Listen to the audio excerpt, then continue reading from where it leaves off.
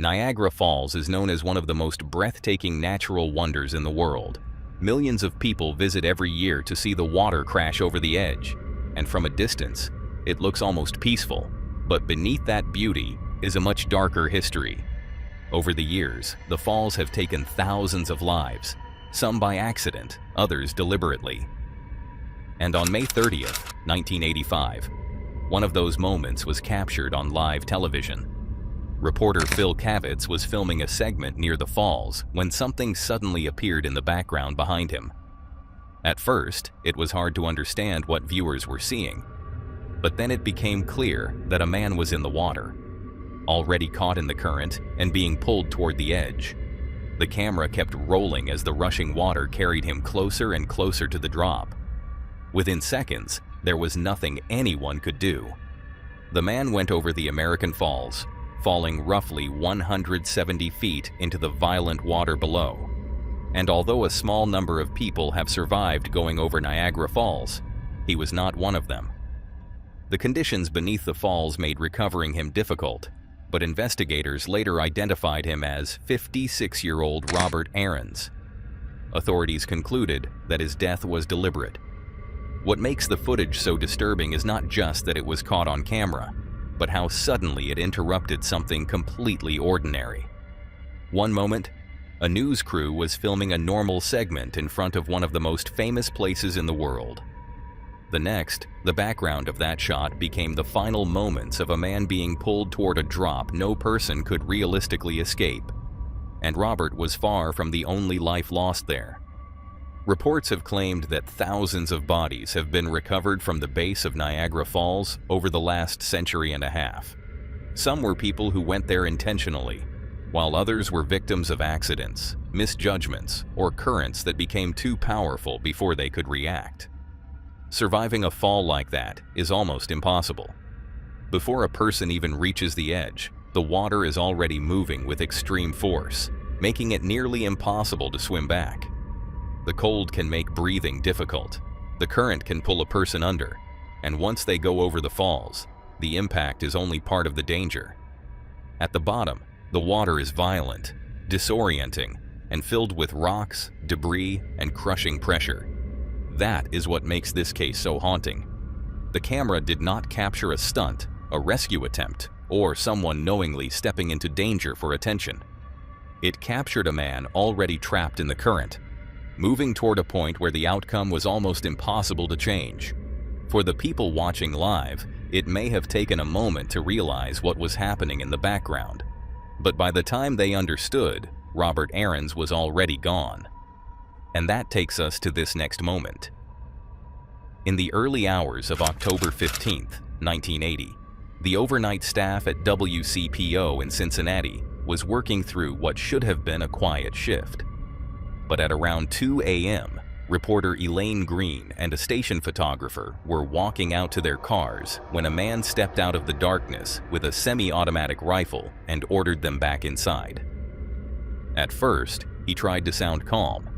He told them no one was going to get hurt and that he only needed the cameras because there was something he wanted to say. But the man, 41-year-old James Hoskins, had not come to the station unarmed or unprepared. He was carrying a rifle, multiple handguns, and hundreds of rounds of ammunition. Within minutes, he had the newsroom under his control, holding 9 employees hostage while demanding a chance to speak to the public. James wanted to go live on television, but Elaine managed to convince him to record the interview instead. That one decision may have stopped an unpredictable hostage situation from being broadcast live into people's homes. But what no one inside WCPO knew yet was that the most disturbing part of the night had already happened before James ever arrived. When the camera finally began recording, James sat down with a gun in his hand and started explaining why he believed he had come there.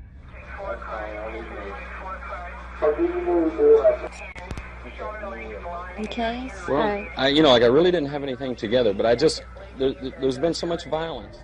He talked about the violence, poverty, and hopelessness he claimed to see every day from his apartment window in Over the Rhine. To James, The neighborhood had become a place where poor people were ignored until something terrible happened, and he believed the media only paid attention after someone had already been hurt or killed. There's not enough attention paid for the poor people in the over-the-Rhine area, and there seems to be in the country a growing kind of thing to keep black and white at each other's throats, to keep the rich on top, so the poor people have no way to fight. The police have become the knights, the buffer between the rich and the poor. And the poor, I don't know if you've ever been in the over-the-Rhine area to see the old people. They have nothing. I watch them. They have nothing. They sit in their bed all day long, and that's all they have to look forward to. Nothing's happening for them. Nobody cares. Nobody does anything for them. Then he turned that anger toward the city itself, accusing officials of pushing poor people out of sight so visitors and wealthier residents would not have to look at what was happening around them. And the more he spoke, the stranger the interview became, because even though James was rambling and clearly unstable, some of what he was saying did not sound completely detached from reality. He was pointing at poverty, violence, division, and a system he believed had abandoned people like him. But he was doing it while holding innocent people at gunpoint. It seems like the things you should be covering, you don't cover. You never come into the area unless somebody gets wasted. They're displacing people. They tear the buildings down so that when the people come into the convention centers, they don't have to look at the poor people. Even as James laid all of this out, there was something in the way he spoke that made the room feel heavier. He did not sound like someone trying to negotiate his way out. He sounded like someone who already believed the ending had been decided. Can you see this world from your window? I can see the world from my bay windows, up and down the street. Possibly a story could be done from your window of the world I you won't see. be there in my windows after this, I'm sure. Maybe you can do it from my windows, but I won't be there. That made the interview even more disturbing. James kept talking about problems that many people could understand, but he was also forcing people to listen while armed and trapped inside a newsroom. For nearly 10 minutes, Elaine kept him talking, staying calm while trying to understand what he wanted and whether there was any chance of getting everyone out alive. As the tape began running out, she asked him if there was one final point he wanted to make. And that was when James finally revealed what he actually wanted next. Jim, we have probably another minute or so on this tape. Is there any other point you wanted to make? I can't think of any point I want to make, except give me a place where the police can come and get me and we're going to shoot it out. And you people can leave. Here? Well, I don't see any other place for me to shoot it out. They've got their magnums. They want to hurt the poor people in the street. I've got my magnums. I'm ready. I'm loaded. The people in the room tried to talk him out of it, telling him that everything he had just said did not have to end in a shootout with police. But James's answer changed the entire meaning of the interview. Idealistic things you just said. How You seem such a nice gentleman. you could do. I blew my girlfriend away tonight. It's over for me.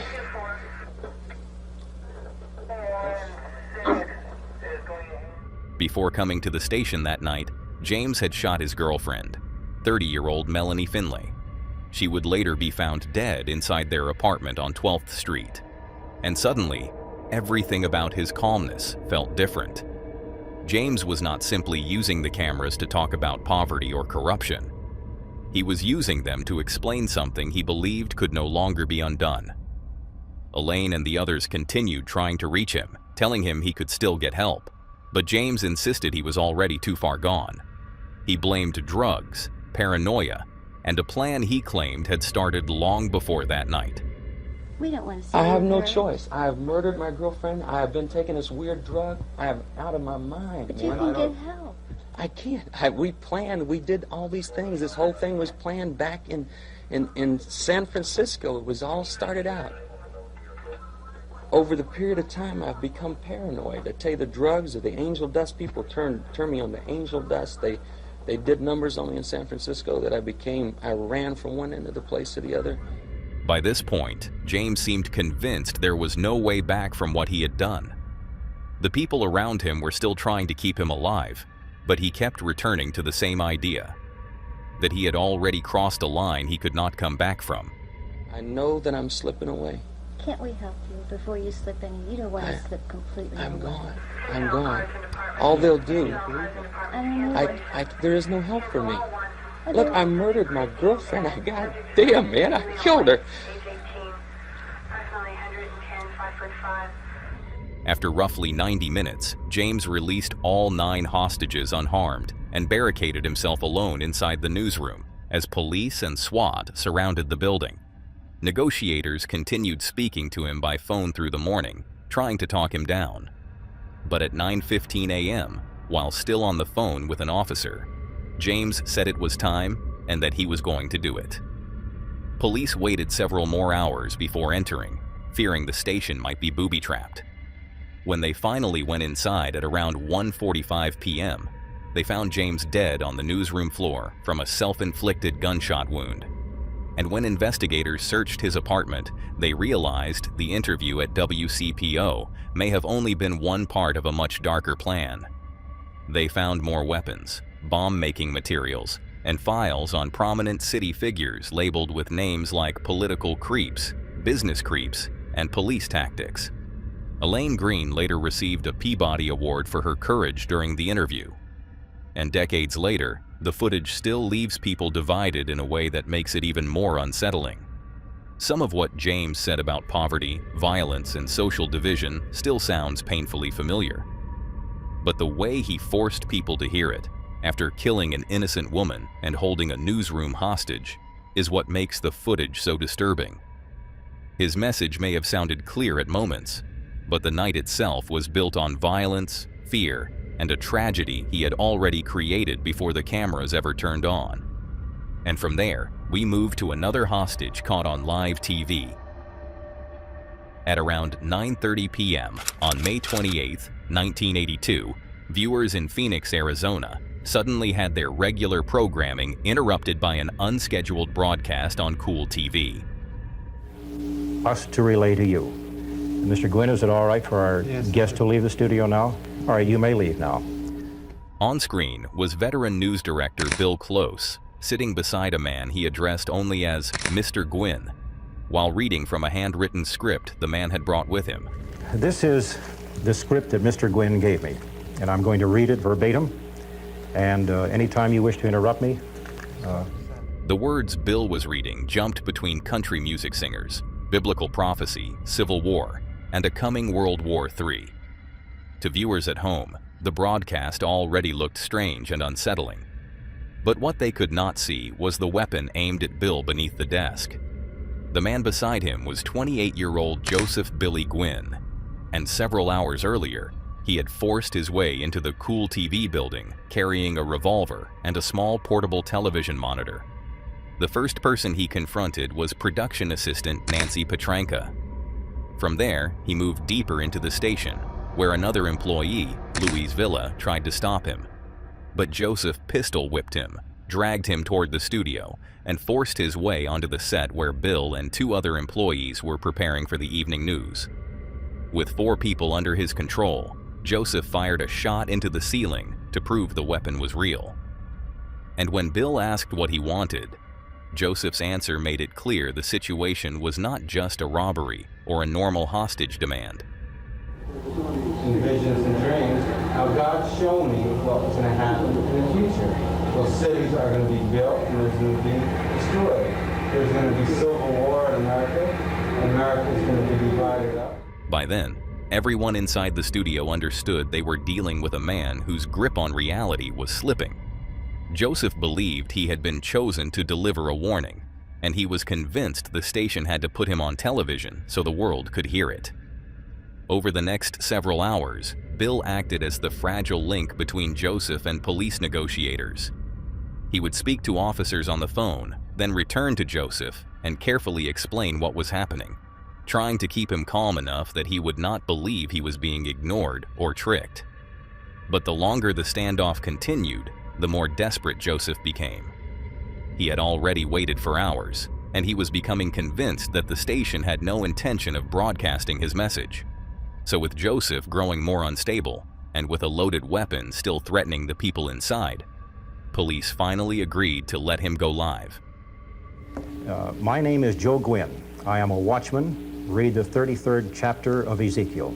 This is about the story of the 10 prophets. For the next 21 minutes, Bill read Joseph's 11-page statement live to the people of Phoenix. The 10 prophets are Johnny Cash, Ronnie Millsap, Eddie Rabbitt, Barbara Mondrell, Joe Gwynn, the traitor. The Arizona Republic and Phoenix Gazette can verify this story. 16 years ago in September, about the 25th of 1966, all of these people's names above meet at the same time, including me. I was almost 13 years old. We all meet and we're together at the same hour. Mysteriously, I was the only one who knew what it was about. The others didn't. I did. The more Bill read, the harder the message became to follow.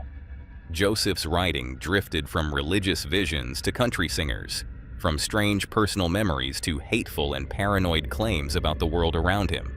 Then the angel shows me a book about me and the life I was supposed to live. The angel told me the story about the 10 prophets. Then he told me I was a watchman, Ezekiel chapter 33. The angel told me I would meet all these people, the 10 prophets, the country singers. This is these people's part they have in this. Back to the beginning. Islam used sociology on our people. Islam is using this sociology on children. They used it on my generation to start the hippie movement and drugs, and on today's generation to turn them into punks and punk rockers by hypnotism. As the statement continued, Joseph's predictions became even more bizarre. He described America splitting apart, cities being destroyed, and a third world war that he believed was coming in the years ahead. Islam is going to blow these cities up with atomic bombs. These 5 cities are Cyclops in Pennsylvania, Ominix in Arkansas, Yosemite in Nebraska, Isolox or Itchabad in Idaho, and Snix in New Mexico. All these cities will be isolated. After this happens, there will be civil war in America. The United States will be divided up into 4 countries. World War III will start in the fall of 1988. Edward Kennedy will lead the United States in World War III. He will be the next president and be elected 2 terms. The angel said we could unite and fight these Muslims there, Islam and their allies. But one of the clearest signs of Joseph's paranoia was the small television monitor he had brought with him. Throughout the broadcast, he kept checking it to make sure the station was truly airing his message. It was as if the only thing he trusted in that room was the version of reality playing out on the screen in front of him. When Bill finally finished reading the last page, Joseph did something no one could have safely predicted. He calmly handed the revolver to Bill and surrendered without resistance.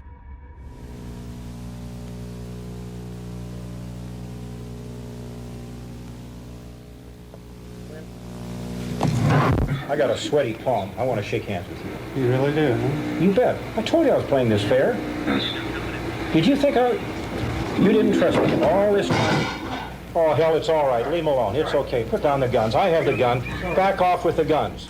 By that point, everyone in the studio had spent almost 5 hours trapped in a situation that could have changed the moment Joseph stopped believing Bill was on his side. Joseph was later charged with 4 counts of armed kidnapping, 3 counts of aggravated assault, and first-degree burglary. After pleading no contest, he was declared legally insane and committed to the Arizona State Hospital. But just 6 months later, he was released, even though prosecutors and some of the psychiatrists involved were reportedly not convinced he was safe to return to the public. 2 years after the hostage crisis, the same delusions appeared again. Joseph was arrested at a Phoenix convenience store after assaulting and threatening 2 clerks, while screaming that Johnny Cash was going to kill his family. This time, the arrest triggered a probation violation from the original hostage case. Joseph was sent to prison, and he would not be released until 2005, more than 2 decades after he first walked into that newsroom with a gun. What makes the footage so disturbing is not only the broadcast itself, but the calmness of the people trapped inside it. Bill Close had to read the words of a man who could have killed him at any moment, while also keeping that same man calm enough to survive the broadcast. And by the end, when Joseph surrendered, Bill did something that still stands out today. He told police to lower their weapons, because in that moment, he understood that one wrong move could turn the end of the hostage crisis into a shooting. And that takes us to a performer who thought TV would capture his greatest escape. On Halloween night in 1990, around 150 people gathered at Blackbeard's Family Fun Center in Fresno, California, to watch a local magician attempt a stunt that was supposed to prove he could surpass even Harry Houdini. His name was Joseph Burris, better known as Amazing Joe. He was a self-taught magician and escape artist who had spent years trying to build his reputation, and on the anniversary of Houdini's death, he wanted to perform the stunt that would finally make people see him as something more than a local performer. The plan was terrifying from the beginning. Joe would be handcuffed, wrapped in chains, locked inside a transparent plastic coffin, lowered into a 7-foot grave, and buried beneath dirt and wet concrete, while television cameras recorded the stunt. If everything worked, he was supposed to escape in under a minute. But even Houdini himself had nearly died during a buried-alive stunt decades earlier, when the pressure of the dirt became so overwhelming that he lost consciousness and had to be pulled out by assistants before he suffocated. Joe had already performed a simpler version of the stunt before, escaping from a wooden coffin buried under dirt. That earlier success gave him the confidence to go further, but this time, he added something much heavier and far more dangerous: wet concrete. In the days leading up to the stunt, there were already signs that Joe might be taking a risk he did not fully understand. But when he arrived that night in a white tuxedo and white shoes, he appeared confident enough that the crowd had no reason to believe they were about to witness a tragedy. In the crowd were members of Joe's own family, including his 13-year-old and 10-year-old sons. That detail makes the footage much harder to watch, because for them, this was not just a performance. They were standing there believing their father was about to survive another impossible escape. In front of everyone, Joe let his assistants handcuff him, wrap him in chains, and seal him inside the clear plastic coffin. Once the lid was locked, the coffin was lowered into the grave, and the crew began shoveling dirt on top of him. Then a cement truck pulled in and poured wet concrete over the dirt. The entire stunt depended on Joe freeing himself quickly before the weight above him trapped every possible way out. But almost as soon as the hole was filled, the dirt and concrete suddenly dropped several feet. Witnesses heard the coffin shatter beneath the weight. It was a cold night anyway, but and when it sunk, I just knew this is trouble. We're in trouble. And it's not fun anymore.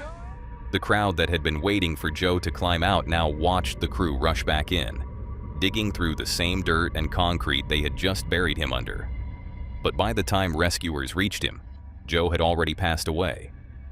Pathologists later found concrete under his fingernails, suggesting that even after the coffin gave way, he may have still been trying to claw his way out. That detail is one of the most disturbing parts of the case, because it means the collapse may not have killed him instantly. There may have been a final moment where Joe understood that the stunt had failed while he was buried beneath the weight of his own performance. But what makes this even worse is that the collapse was not some freak accident no one could have predicted. Joe's entire plan depended on him escaping in under a minute, but during practice, the same escape had taken around 5 minutes. The plastic coffin had also cracked during an earlier test, and instead of replacing it, Joe reportedly patched it himself with glue from a hardware store. Even his own assistant later said Joe had never properly calculated the combined weight of the dirt and wet concrete. His test for whether the coffin could hold was simply jumping on it. In the end, Amazing Joe died on the same night as the magician he had spent his life trying to surpass. And the most tragic part is that his final stunt was not ruined by bad luck. It was doomed by confidence, ignored warnings, and a dangerous belief that being an escape artist meant he could survive something that physics was never going to allow. And that takes us to this last moment. On March 5, 1989, a local news crew in Moncks Corner, South Carolina, was filming the third day of the search for 5-year-old Justin Lee Turner. 2 days earlier, Justin's stepmother, Pamela Turner, now known as Megan Turner in more recent court records, had contacted the Berkeley County Sheriff's Office after Justin never came home from school. According to the family, Justin had left that morning to catch the bus from a neighbor's property a few hundred yards away. But when the bus returned that afternoon, Justin was not on it. And once police checked with the school and other witnesses, they learned he had never made it onto the bus that morning at all. For the next 2 days, police, rescue crews, and volunteers searched around the Turner property off Horseshoe Road. They went through the woods, checked buildings, and searched storage areas nearby, but there was still no sign of Justin. By the morning of March 5th, search crews were preparing to go over the area again, while a local TV crew from WCBD followed them, documenting the search. Go all the way, cross. But the search barely lasted 5 minutes. Justin's father, Victor Lee Turner, walked up to an old camper on the family's property, looked inside, and suddenly called for everyone to stand back. Oh, something's in there. Everybody stand back.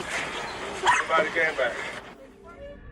Inside a cabinet in the camper was the body of 5-year-old Justin Lee Turner, and in the few seconds captured by the news crew after the discovery, Victor's reaction would become one of the most debated parts of the entire case. The Turner property was immediately locked down as a crime scene. Investigators searched the camper and the family's home, looking for fingerprints, evidence, and any sign of how Justin could have ended up hidden there. Autopsy results later showed that Justin had been strangled, but the physical evidence did not lead to a clear answer, and the case slowly began to stall. Without a solid lead, attention shifted back to the moment Justin was found. Investigators later focused on reports that the camper had already been searched during the first 2 days Justin was missing, and nothing had been found inside. If that was true, then someone may have placed Justin's body there after the search had already begun, while police, volunteers, and reporters were still moving around the property. That meant the person responsible either had access to the Turner property or was comfortable enough to return there without being noticed. The footage itself only deepened that suspicion. When Victor looked inside the camper, he did not appear to rush in, call out Justin's name, or check whether his son might still be alive. He backed away almost immediately, as if he already understood what he had found. To be clear, there is no single normal way for a parent to react to discovering something that horrific. Shock can make people behave in ways that look strange from the outside. But investigators still found the moment difficult to ignore, especially because Victor had gone almost directly to the camper and found Justin within seconds, despite the camper containing multiple cabinets and compartments. Even with all of that suspicion, the case was not strong enough to hold up in court.